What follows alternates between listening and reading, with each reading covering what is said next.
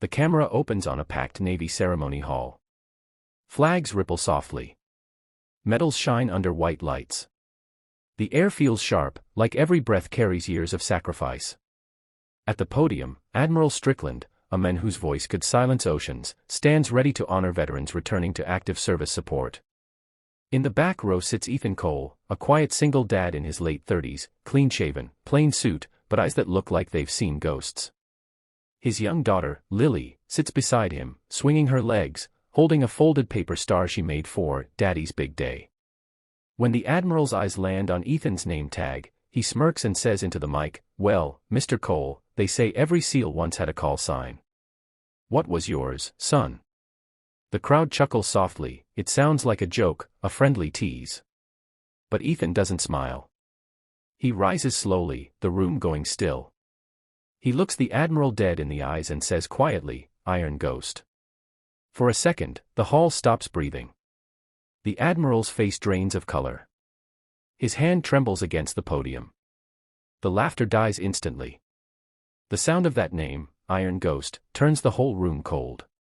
Because everyone who ever served in Black Ops knows that name.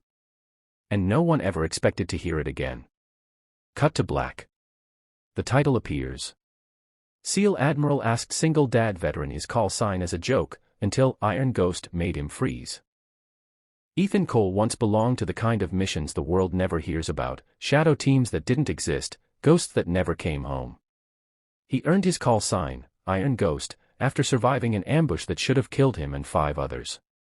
He saved 2, carried 1 half-dead across 12 miles of desert, and never once called for extraction because mission came first.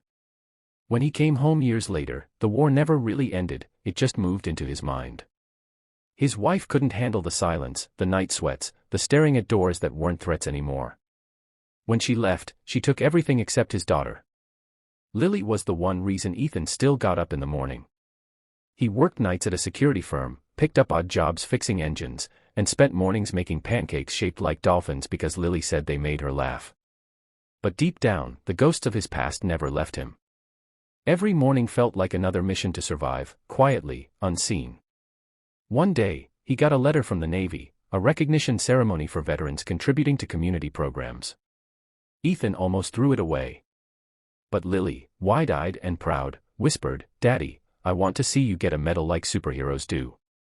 So he put on his best suit, the one he hadn't worn since the funeral of his closest teammate, and drove 3 hours to the base. He didn't know that walking into that hall would bring his past crashing back to life. Because the man running that ceremony, Admiral Strickland, was the same officer who once abandoned Ethan's team on foreign soil, marking them lost with honor to hide his own mistakes. Ethan never forgot that voice on the radio saying, "No extraction possible. You're on your own." And now that same man was shaking his hand, pretending they'd never met. When the name Iron Ghost left Ethan's lips, it sliced through the Admiral's calm like a blade. Strickland's smile faltered. His grip loosened. That name, classified, buried, erased from mission logs, wasn't supposed to exist anymore. The crowd looked on, confused. Cameras flashed. But for those few seconds, the only 2 men in the world were Ethan and Strickland. The Admiral cleared his throat, trying to recover. "Ah, yes. Iron Ghost. Quite the name," he said weakly. "Haven't heard that one in a long time." Ethan's reply was quiet but sharp, "You shouldn't have heard it at all, sir." Whispers rippled across the hall. The air thickened. Ethan didn't raise his voice. He didn't accuse. He simply stood, eyes unwavering, calm like a man who'd already seen hell and walked out alive. Later that evening, as the hall emptied, Strickland approached him in private. "Why come here, Cole? You could have stayed in the shadows." Ethan's gaze softened. "Because my daughter needs to see her father as a man, not a ghost." The Admiral swallowed hard. "I did what I had to.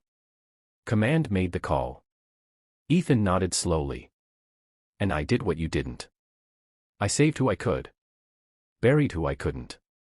The silence stretched heavy between them. Then, unexpectedly, Strickland's voice cracked. "I never slept again after that day, son."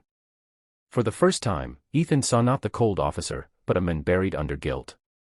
He put a hand on the Admiral's shoulder, the same hand that once pulled his brothers from rubble, and said, "Then maybe it's time you start living again." A week later, Ethan received a small box in the mail. Inside was a silver medal of valor, one he'd never been officially awarded for that mission. No letter.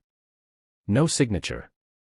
Just a note in rough handwriting that said, "For the ghost who never died, Strickland." Ethan placed it on his daughter's nightstand beside her drawings. When she asked what it was, he smiled softly.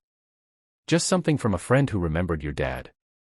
As the camera fades, we see him pushing Lily's swing at a park, sunlight warming the air, laughter echoing, no medals, no uniforms, just peace. A voiceover closes. Some wars end when the bullets stop. Others end when a man forgives, and finally comes home. A story of redemption, silent strength, and a father's quiet victory over the past, proving that heroes don't always wear medals, sometimes, they just keep their promises.